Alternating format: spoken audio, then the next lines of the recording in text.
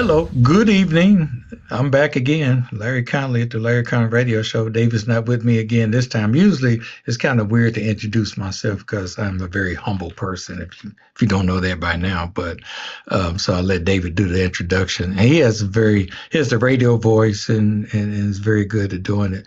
So I don't even know how to introduce myself, but I'm here. I'm that guy. Ladies and gentlemen, retired Chief Uncle Larry Conley. Stop the applause, please. No. But anyway, so we're here for another great show. This show normally we have a lot of fun and we may talk forever. And we're kind of making this show a little more serious than usual because it's a serious subject. And in full transparency, I'm going to do something that my mother told me a long time ago, don't do. Don't tell everybody your business because it's none of their business. And you're supposed to be strong and keep a stiff upper lip because life is life and ain't nobody got time to be listening to you crying about your problems and all that kind of stuff. So I lived with that for a very long time growing up because that's how my mother and grandmother were built and most people in my life from back in the day.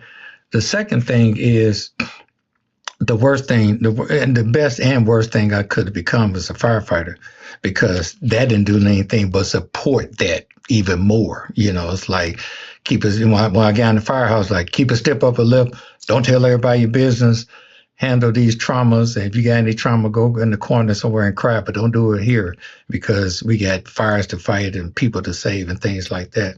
So when you born like that, and then I was the oldest, and being the oldest, I really had to keep a stiff upper lip because being the oldest, then you got to be there for your siblings and be the strong person when your mom's not around. She's out working and making that money and keeping the roof over your head. So I was hardwired to be the stiff upper lip type person. And anything that looked like, hey, let me talk about it, let me be vulnerable about it, was not allowed. And like I said, becoming a firefighter even more reinforced that. So lately, I've noticed or been aware that a lot of that needs to change because it's really not a good paradigm to operate for long-term mental and physical health. And so I've been talking about it theoretically for a while and decided, okay, maybe it's time for me to actually do something about it.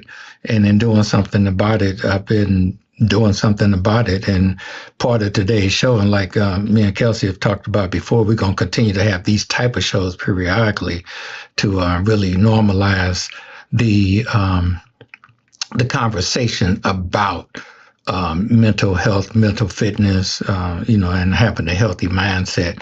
Because just like I said before, if you broke your arm, you go to the emergency room and get that set and get it fixed. Eventually it'll stop hurting, but it'll look funny because it didn't heal right. So a lot of us with our brains, what happens, our brains can get broken, but they don't heal right. So, we act funny. And so it begins to affect everything else. So I use that parallel because I need it for me to stay, because we can always hide what's in our brain, but you can't hide something that looks deformed physically.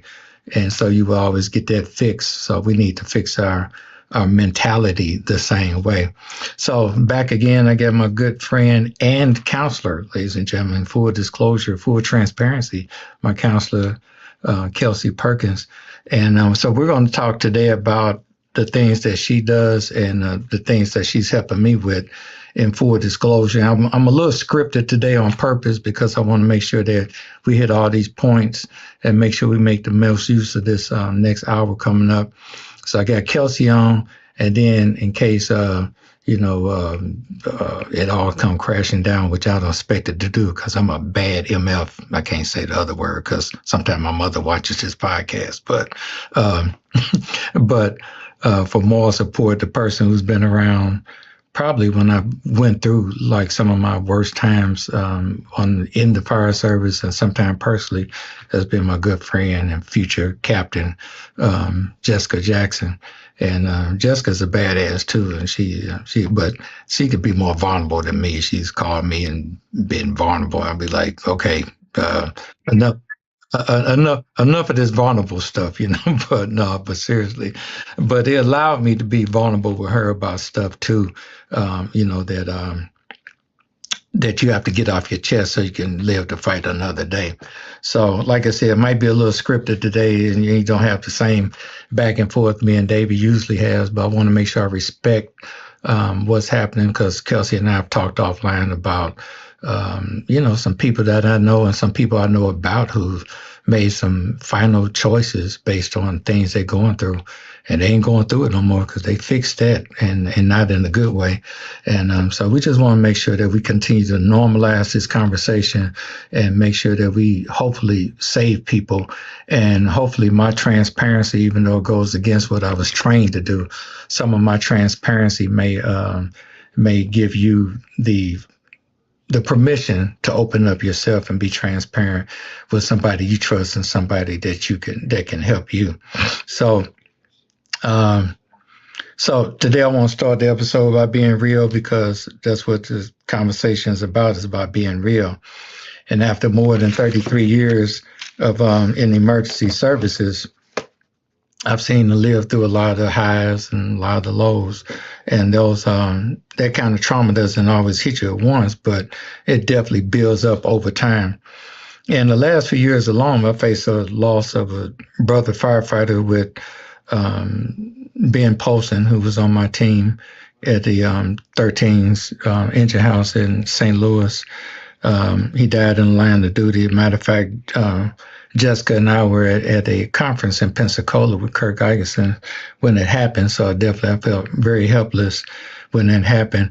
That same year, and this guy came to the Ben Polson funeral. I lost my good friend and mentor, Bobby Halton, the same year. So 22 it wasn't a good year in a lot of ways. And then I'm working and thinking I'm making a difference over at my next job. And I was the deputy chief of training over in Collinsville, Illinois. And then they went through their books and had some budget cuts and had an unexpected the elimination of my position there. So that hit me personally, financially, dealing with that. And then I've been with a camp director and been with the Midwest Children's Burn Camp for over 21 years. And then they've decided to go a different direction with things and unexpectedly told me that, my services as camp director was no longer needed. Now, normally all this stuff wouldn't necessarily bother you, but I think the reason it was kind of a bother is because these are a lot of things I identified with, things that were normal to me, things that it's normal to go to work and see your crew and nobody's dying. It's normal every summer for me to be part of the camp and help with the planning and fundraising and all that. And then all of a sudden, it's no longer needed. Your service no longer needed. And then you walk in one day and where you got meeting schedule and budgets and all the things that a training chief has planned and supposed to do. The next thing you know, they tell you, there's a car waiting outside for you, pack your shit. So now you back home watching, Gil King in the morning, like, how did I get back here? Because normally I'm at work. So when all of that hits you at one time, on top of the normalcies of, personal things you go through with your personal struggles with your families and all kind of other personal things with your relationships, a lot of this stuff can feel heavier, and the personal stuff added to it can feel heavier than the things you go through professionally. So I learned the hard way that carrying this along isn't strength, which I always thought it was. It's a recipe for breaking down. And I've also learned that seeking help is not a weakness, which for a long time, that's how I was hardwired to be. And the culture dictated that too in what we do. And it's leadership, it's responsibility, and it's survival at the end of the day. So, and part of my own healing has come from working with Kelsey here, which I'm glad. Maybe that was the good thing. Only reason I went to Collinsville was not to stay there, but to meet Kelsey, so I wouldn't be in a weird space now if I kept on where I was going. So sometimes things work out weird, because Kelsey and I were part of an initiative to bring mental health awareness to Collinsville and the surrounding surrounding departments in the area. So since I was in charge of training and safety, that was on my list of things to bring to the department responsibilities. So Kelsey is a licensed clinical social worker that specializes in trauma, PTSD, and first responder mental health. And through her work through the Healthy Minds Initiative and EMDR therapy, she has helped me and others navigate some of the deep and long-standing wounds, and we'll talk about that in a little bit. So today we're going to have this conversation for you, my brothers and sisters in the fire service, law enforcement, EMS, dispatch, corrections, anyone who loves someone who wears a uniform.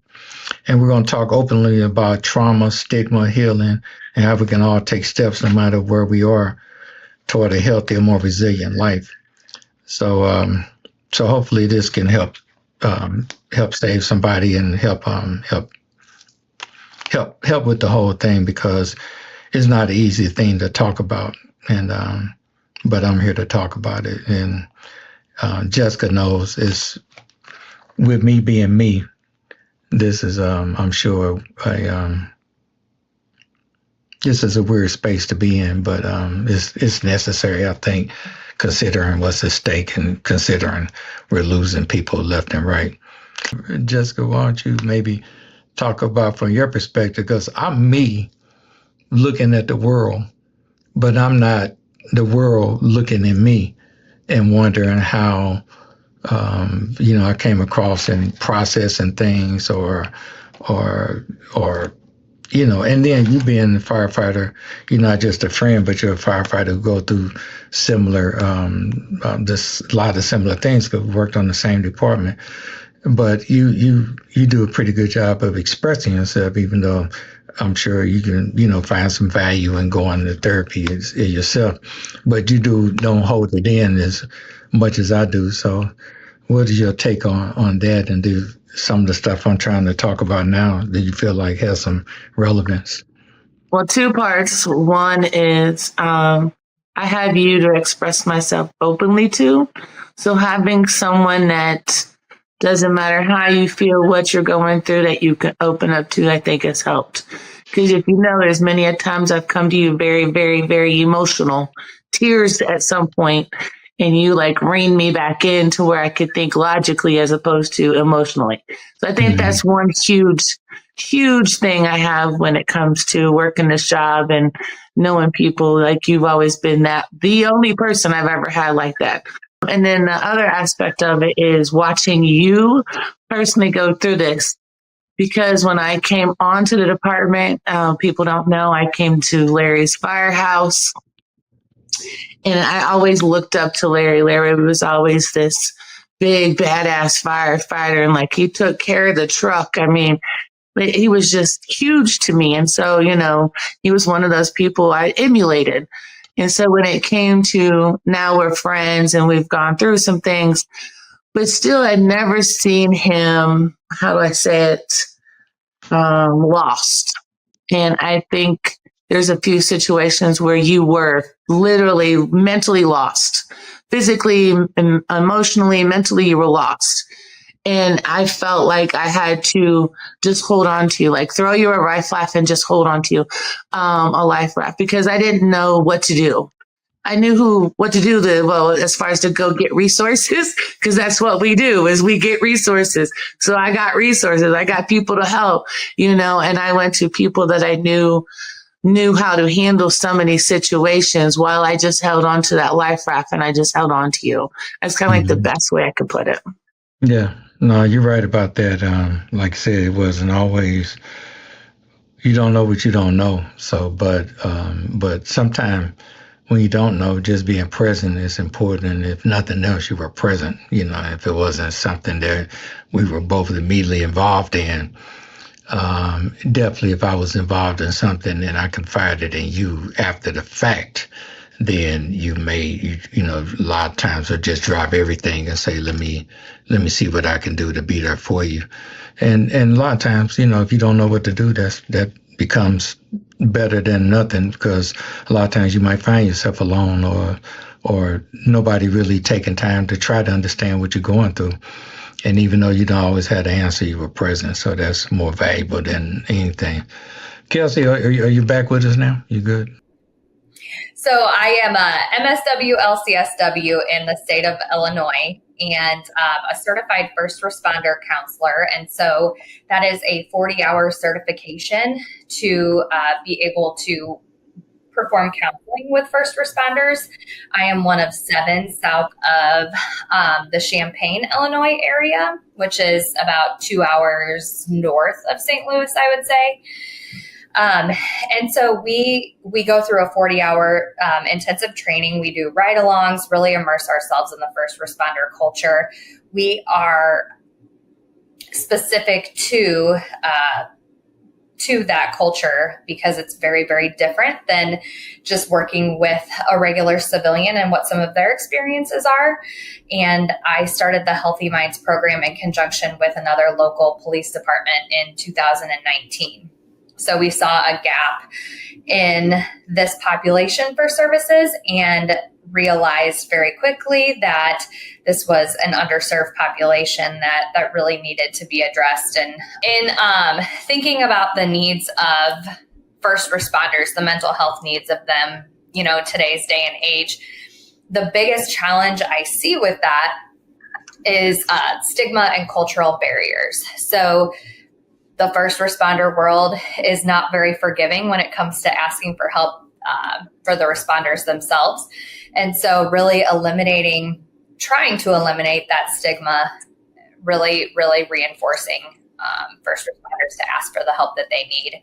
There's also, from what I've experienced heavily in the last 6 years, is that there is very, very, very limited specific resources for first responders. So you can probably find a therapist pretty easily within your community, but the real question is, what is the specialization? Do they have the cultural sensitivity and the training to work with first responders? Or is this, Dr. John Smith down the street that works with anxiety and depression? Now, yes, anxiety and depression go hand in hand with PTSD, but it's a very different conversation in working with a complex PTSD situation and a first responder client versus someone coming in to talk about, one isolated incident.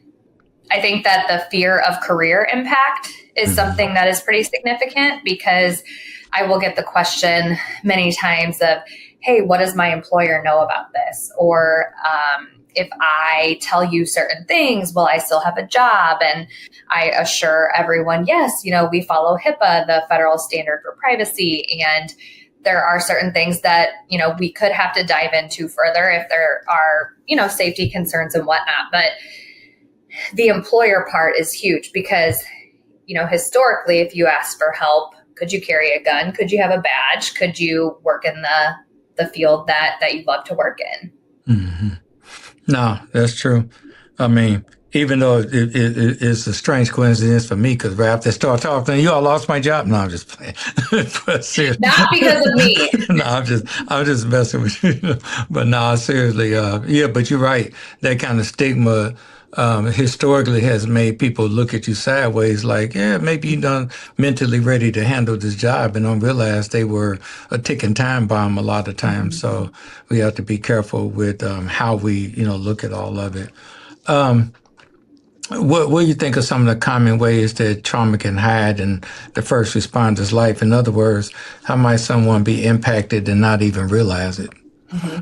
Well, trauma can be really subtle. To start off, you could probably speak to that. It's very subtle until it's not.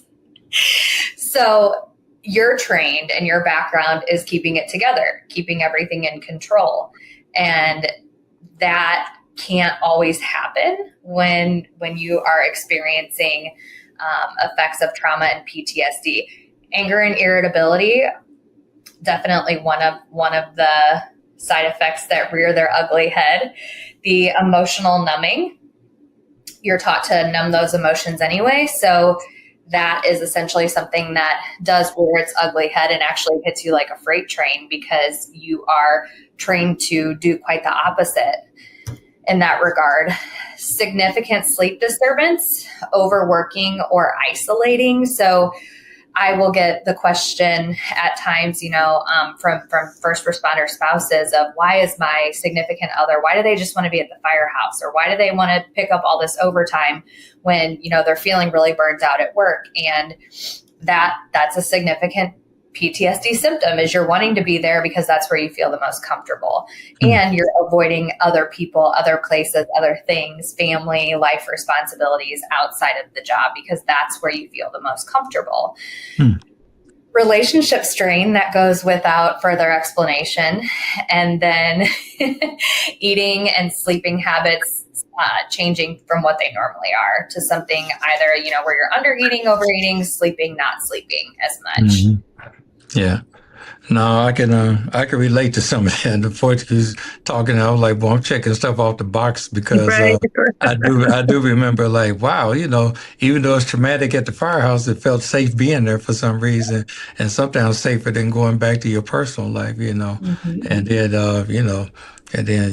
well, you can't keep a wife or keep a girlfriend and wonder why insidiously that keeps happening to you.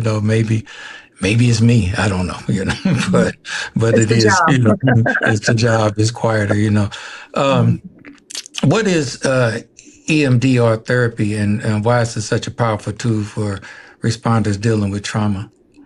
EMDR therapy stands for eye movement desensitization reprocessing, and it's a type of therapy that specifically targets traumatic memories. When we experience trauma, we don't have the ability in the moment to process what's going on. We're in that fight, flight, and freeze mode.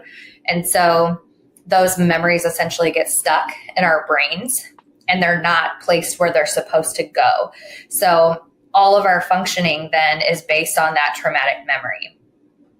The reason why I like EMDR therapy so much for first responders is that you don't have to literally talk everything to death. You don't have to talk everything out. You don't have to come up with the words necessarily or the emotions behind the event. Your brain literally does all the work for you, and you can say, oh, I won't think this way, or this won't happen, or I won't have this emotion, but your brain really is the one doing the work. So it's hard for us to say what exactly will happen.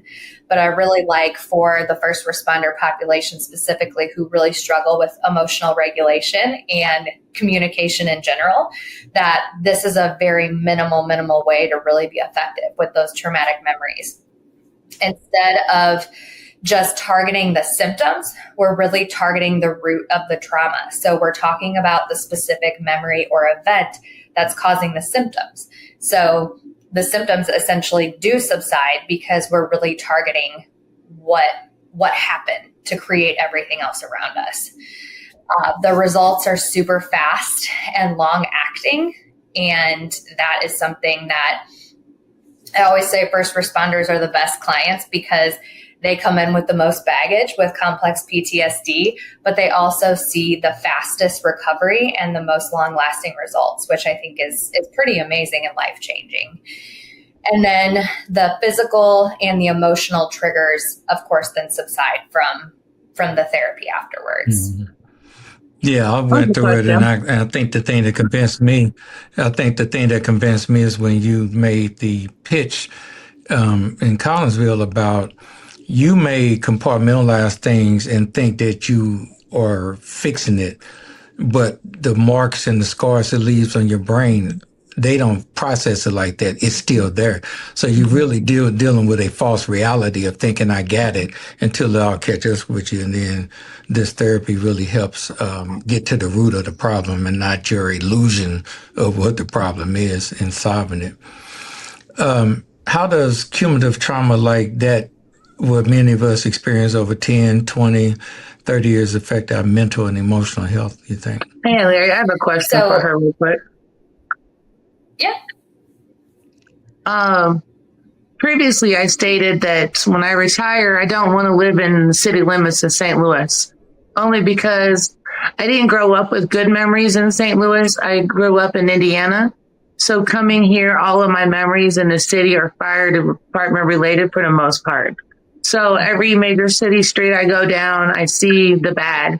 and I worked on the ambulance for several years. And so someone was like, hey, that's part of PTSD. Would something like that work for that? Absolutely. Yes. And I'm glad you bring that up, because that experience is something that we call the battlefield effect. And so you're living where you're fighting, essentially. You're living where you're helping. And so you're going to, yes, remember on, a specific street, maybe a fatality or a really significant situation that occurred on that street because of where you're at, geographically. And we target the memory and the event. So it's not necessarily like the location. Of course, that's part of it, but that's more of the battlefield effect of, yes, I don't want to live where I work because I don't want to go to the grocery store and remember the child that coded here, or I went into a burning building at the school that my kid goes to, or, whatever the case may be. Those memories stick with us in our brains, and we can't forget those. You don't ever forget trauma. Mm-hmm. Thank you. Right. That's a good question. Yeah. Mm-hmm. You remember my question? So how does cumulative trauma impact mental and emotional health? And I would say the biggest part for first responders is the wearing down of the resilience factor. So the more and more you're exposed to these things, the less and less resilience you have to them, which can be very, very challenging being a first responder and having to keep up that resilience to be able to do the work that you do. Mm-hmm. I would also say, it increases the risk of PTSD, depression, anxiety, emotional exhaustion, and burnout. Those are some significant pieces, again, impacting relationships. And it's just not the job that you're feeling the effect from. It's life in general. Mm-hmm. What roles do you think peer support, leadership, and families can play in encouraging someone to get help?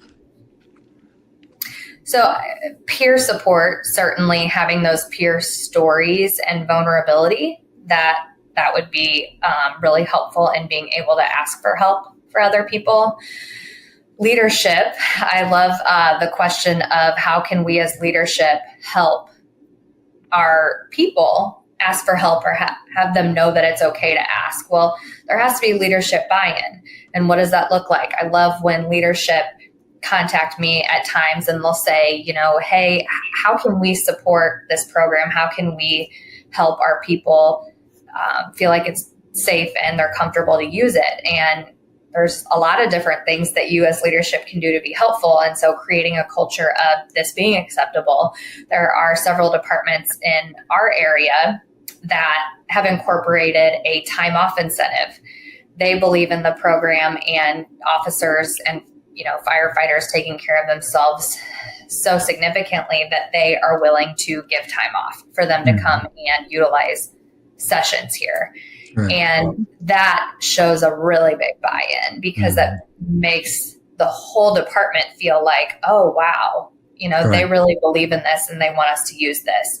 And I really love when some of the administrators will even come in themselves and they'll tell their people, hey, I went and this is what you can expect. And then at the end of the day, too, they see that person still has a job. So it really reinforces the fact, well, most people still have a job. Again, not by any of mine. Yeah, you can laugh about it now. Enough time has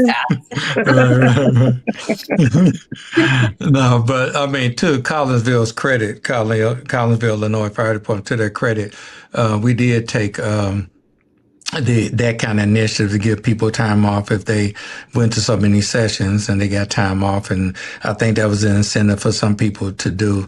I know that I really tried to lead by example, not just to lead by example, but because I thought it was time, and I would like I said, come myself, and that's how we even established the relationship we have as far as that. Even I'm not affiliated with the department anymore.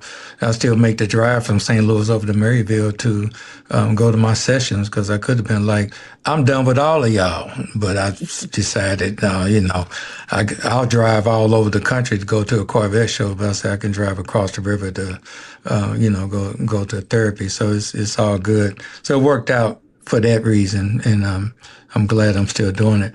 So this Healthy Minds initiative, I'm really proud of that. I know you got a whole video, short movie, a short video about it, promoting it, and it's really good. It's well put together. I think is encouraging for people who watch it and see it and understand what you guys are trying to do. So I really like the forward thinking that you and the new perspectives have done with it. So tell us about the Healthy Minds Initiative and how it started and what's it doing for first responders right now. Sure. So in 2019, myself and the Alton Police Department started what we call the Healthy Minds program. Alton Police Department had a officer-involved shooting in 2019, and they had sent some of their officers to their EAP provider, their Employee Assistance Program provider. And, some people have positive experiences with their EAP program. Some people don't even know they have an EAP program.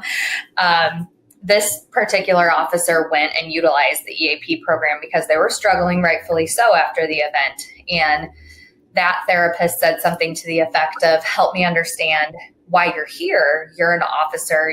You know how to shoot people. So it was in that moment that their admin said, okay, we can do better than this. We can provide a better resource to our people. But where do we find that? And what does that look like? And we know it has to be someone that's culturally sensitive, that has a background, that has experience working in trauma, and having an idea of what the first responder world sees. And so we sat down, put some pen to paper, and this program came alive. And like I had mentioned before, the therapists that participate in this program have a certified first responder counselor certification.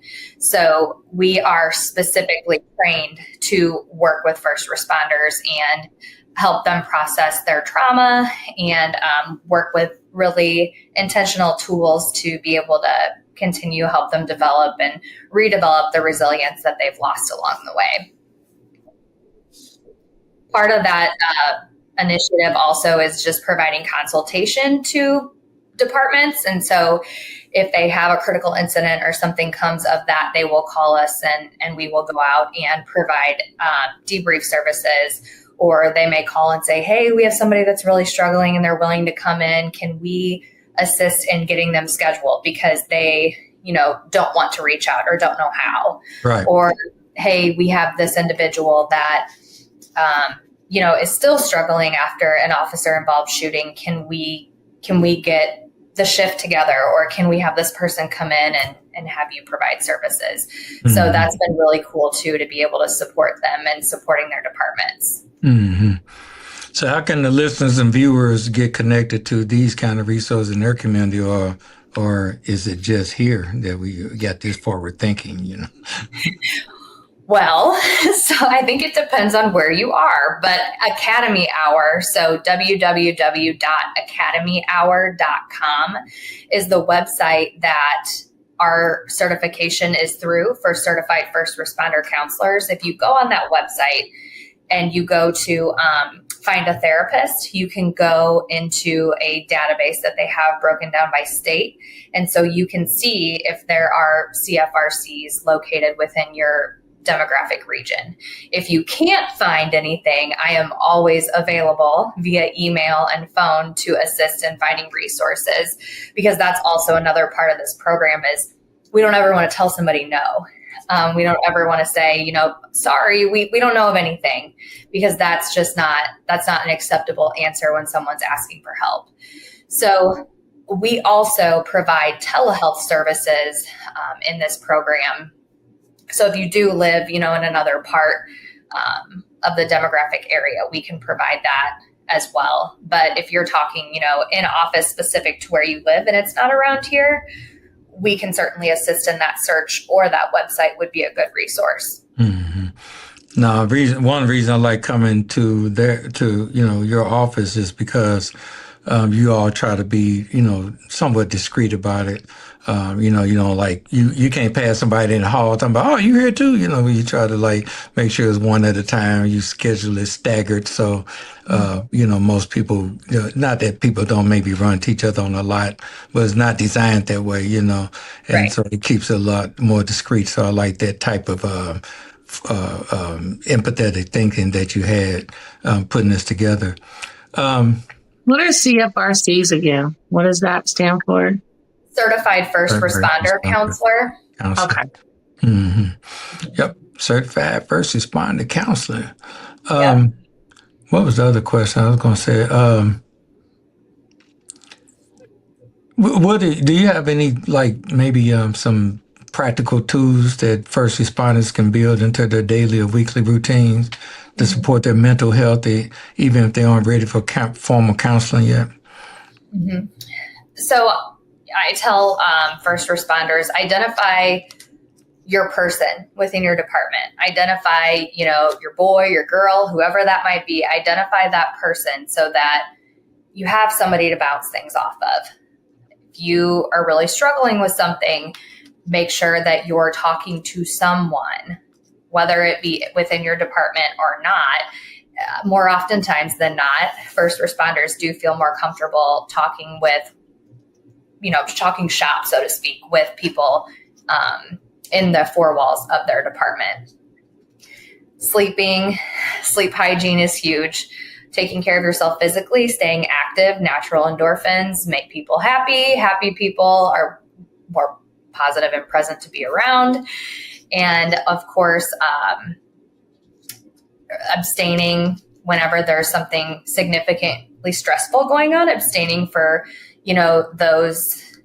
those coping skills that maybe aren't the best to utilize. So the drinking, the gambling, the excessive pornography use, or whatever your vice is, staying away from those in particular, because your impulse control likely isn't as present whenever you are struggling with stress and PTSD. Mm-hmm. So there are warning signs we should look for when we think people should get professional help with like, say, if somebody confides in you, what are some of the warning signs they might look for? So if you are avoidance is huge. So avoiding coming to work, avoiding anybody at work, avoiding family tasks. If you're not sleeping, if you are really just avoiding life in general, I would say that is a number one indicator. And typically your peers are the first to recognize that, because they are around you, sometimes more than your own family is. And they're going to know your behaviors. They're going to know, hey, this is really, not typical Larry. This is somebody else. What's going on? Or you notice that someone is drinking a lot more heavily than normal, if they're, asking for money from people, or if they are just having really odd behaviors and impulses that they don't normally have. Mm-hmm.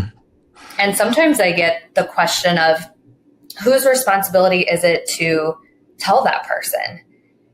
And I think that's a really good question, because how many times, in your career did you experience someone that you knew was drinking very heavily, or you knew they were having problems at home, or you knew they were having problems gambling and they were asking people for money at work, but nobody said anything? Mm-hmm. Mm-hmm. What advice would you give someone listening who knows that they need help but still feel too tough and too ashamed to reach out? And you can call me, because I can give you some firsthand advice on that. But what would you say? You can still be strong and need help. It's not weakness. It's just the reality. It's the reality of the job. We ask first responders to do some of the most inhumane things that the brain is not supposed to do. Humans are not supposed to actually do, believe it or not, what first responders do on a daily basis. That's why not everybody can do the job. But you're not supposed to see, hear, smell, none of the things that you actually are. And reaching out for help really just takes a different kind of strength. It's certainly a strength that's maybe quieter, maybe harder, and maybe a little more honest than any of the other strength that you've had to utilize in the past. Mm-hmm. And so really it's not weakness. It's just a reality. I'll have officers and firefighters that come in frequently and they'll say, something's wrong with me. I'm not handling this how I usually do, or I'm really struggling lately. And my response is, thank God, that means you're human. Like, I'm glad you're struggling. I'm glad that you're not okay with, a child dying in a fire. I'm glad that you're not okay with, seeing somebody shoot themselves in the head. I am glad that you're not okay with that. Right. That tells me you're human. Yeah. No, that's real. And we should have more of those kind of honest conversations. Yeah. Yeah. Mm-hmm. As we start to wind things down, what's the one thing you wish every first responder could hear about mental health and trauma recovery? Mm-hmm. I think it just goes back to the weakness part and what I see. You're not weak for being impacted by the things that you see. You're human.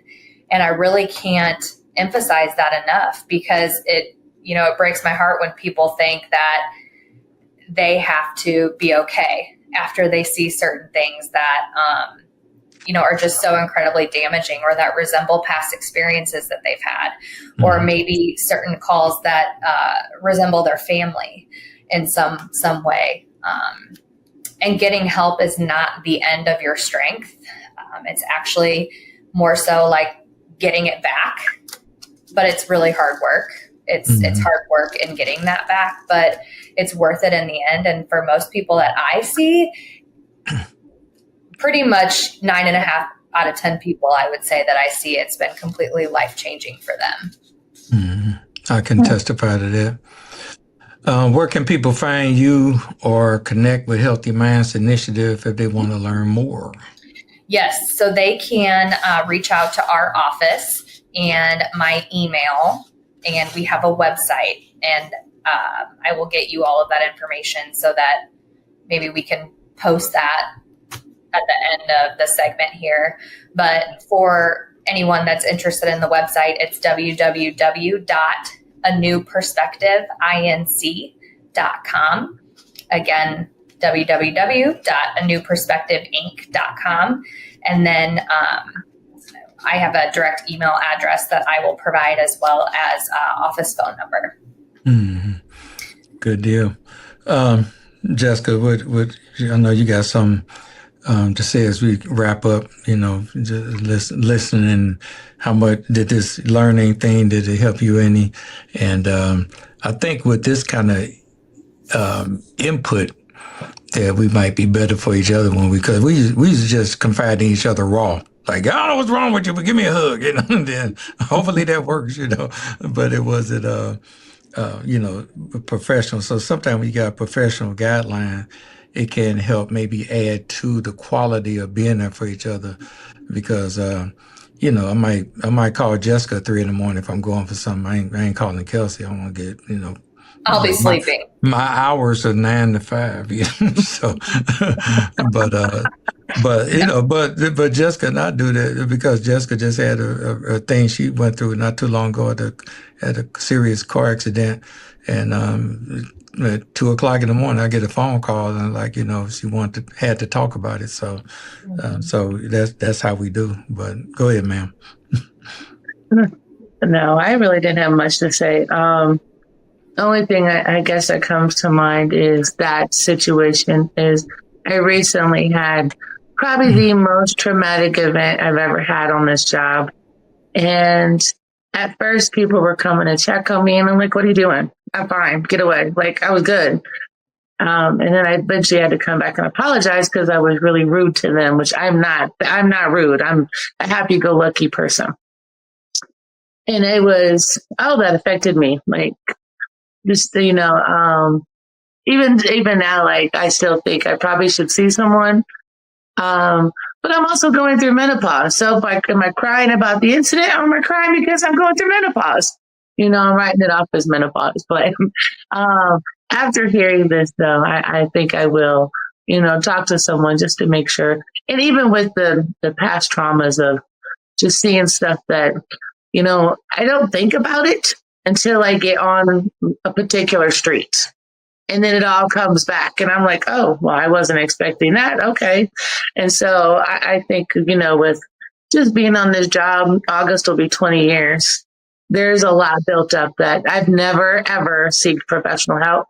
And so you're right. I want to be that strong firefighter. And, I'll probably call and, I ain't gonna say probably, I will. I have a couple numbers and one a little more closer, but I appreciate you so much because of you, I will now make a call. Yeah. No, it's important. And you just never thought, because that wasn't the culture. The culture was suck it up, be tough, and take care of business. And that's what we've been trained to do. So old habits a lot of times are hard to break. But I think it's important to note too that, sometimes it's a double-edged sword culture because, for you specifically, the African-American culture and the first responder culture share that belief, and that asking for help is not always something that's widely accepted. Right. You're right. You've talked about that in therapy, where, I ain't going over there. You don't need no therapy. You need Jesus. You need Jesus, yeah. Yeah, but you need Jesus. But Jesus can work through therapists, so you got to understand that too. And you wouldn't break your arm and say, "I'm gonna pray on my arm, and it's gonna straighten out and get better." You would pray for the doctor who's working on your arm. That's the proper way to call on Jesus. But like you said back there, it'd be like, he crazy. He need Jesus. But yeah, so just wrapping things up, I just want to thank you for showing up with your heart and honesty. You do that on the podcast. You do that when I show up for therapy, and it gives me a outlet with somebody who's caring and qualified. And you didn't just go to school. You went to school a little extra to learn how to deal with the crazy people like us. So I appreciate people like you who go on the extra mile. You just ain't some therapist just checking the box and saying, okay, our time is up. I'll see you later. So I appreciate that. And to everybody who's listening, I want you to hear this, that you're not alone, you're not weak, and you're not broken. The badge, the uniform, and the rank, they don't make us invincible. And a lot of times we think that. And they shouldn't keep the shield that keeps us from healing. So if that badge and that shield is keeping you from getting help because you think you're invincible, you're doing it wrong, Brian. So, but if you're carrying more things that you can handle, it's time to talk to people like Kelsey and like Uncle Larry's doing.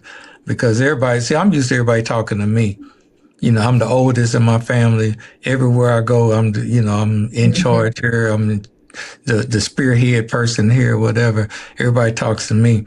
And I used to think I ain't got time to talk to nobody because I got to be ready for everybody. But I learned a long time ago that you can't get a lot of an empty cup. And my cup was emptying real fast, and you're operating on fumes. And fumes don't fuel the car to get it down the road. Gas does, So if you carry more than you can handle, because healing doesn't help you, it just helps the people you serve and the people you lead and the people who love you. So we're going to keep on having these kind of conversations. I told Kelsey one of the things I want to commit to is not just continue to come to therapy, but I want to kind of, make sure we have these quarterly in some type of capacity and talk with different guests and talk about new revelations, because what hasn't stopped is the suicide rate in the first responder community. That hasn't stopped. Kelsey and I talked not too long ago, and like I said, at least 4 people since the beginning of the year, people I know or know about, have decided to make a permanent decision. And a couple of people have decided to get some serious help to prevent them from making that permanent decision. So we're proud of that. But that lets me know that the conversation just can't be a box I checked and said, on the podcast, I had one back 3 years ago where we talked about that, and everything should be okay now. You got to keep talking about it. You got to keep normalizing it. So we're going to keep having these conversations because leadership isn't about command; it's about care. And if we continue to show people how much we care, then I think we can have more resilient people that work with us, for us, and they can be better for the world that we serve. So you got to take care of yourself and got to take care of each other. And remember, like I said in the keynote speech at FDIC, I got you. But I had to take a hard look at myself and say, but I got to have me too. Because if I ain't got me, I can't have you, and it sounds funny. If I ain't got me, I ain't got you. I can't have you. That sounds like I'm trying to get a date or something, Baby, I got together. I can have you, But seriously, we have to let's continue to take a serious look, and not only know it in theory. Don't do like I did. I've been knowing in theory for a while, but actually doing the work. People always say, we going to the gym. You never make it. Now, I'm going to tell you who do make it to the gym. Kelsey. Kelsey, I bet I could, I'm going to go out on the limb, but I bet I could say this, and you're going to say, I got you. I bet your water is nearby, ain't it? My girl, see what I'm talking about? That water is right there. So that's what's up. So I said that's so I know. So she be on that water, she be in the gym, she got healthy minds and healthy body and healthy spirit. So that makes me know that you kind of walking the talk as well. Nothing worse than going to a therapist who don't lead by example. You be like, why am I here? You don't look no better than I do, So put that beer down and your skin look bad and you need to lose a couple of pounds and you're breathing heavy and you're talking, you ain't giving me no good advice. I'm not paying for this, but Kelsey walks the walk and talks the talk, so I'm proud of that of her. But anyway, so that's pretty much the segment today. I want to really just continue to emphasize that. Check out the information at the end of this. And if, like I said, if you don't live in the area, find somebody in the area, in your area, check out the website that Kelsey gave us earlier, and continue to normalize being that mental health from the inside out. Because if we don't take care of it from the inside out, it's going to eat us alive from the inside out, and we don't want to make those permanent decisions. I don't want to read about, hear about, or go to another wake or anything by somebody who, if they just had the right direction, could have held on another day. And I'm saying that for myself as well. So I'm going to continue to be a little more transparent, the more comfortable I get with that. I'm trusting my therapist to say it's a matter of strength. And if it's strength and honor, which is something that I like, then I'll continue to do that. But don't let this happen 5 years from now and be like, you know what, we got that wrong. You really weak, Larry. So that's gonna be me. I'm not gonna be happy with that, for so. Yep. But no, seriously, I believe in the process, and I believe what we're doing. And I can bear witness to people who are living more holistic, healthy lives, better family lives, and better friendships, and better team members for their departments. So it's all worth it when you do the job from the inside out. This mental health thing is an inside job. So let's continue to do that. But we're going to check you out in another 7 weeks for another great show. Hopefully my partner in crime, David, will be back, the hype man extraordinary himself. And we're going to be in the street. We're going to be on the road doing some things this summer. So we'll check you out. Check out our website, www.gluenationldc.com, to see where in the world we will be. And we're probably coming to a town near you. And we'll be talking about some of this stuff as well in our presentations. And that personal leadership is what we do. And this is just another addition to that whole ministry, or that whole mission about personal leadership. So thank you for tuning in. We're going to see you next time. Be safe, be healthy, get that mental together. And we'll talk to you on the next Larry Conley radio show. Peace.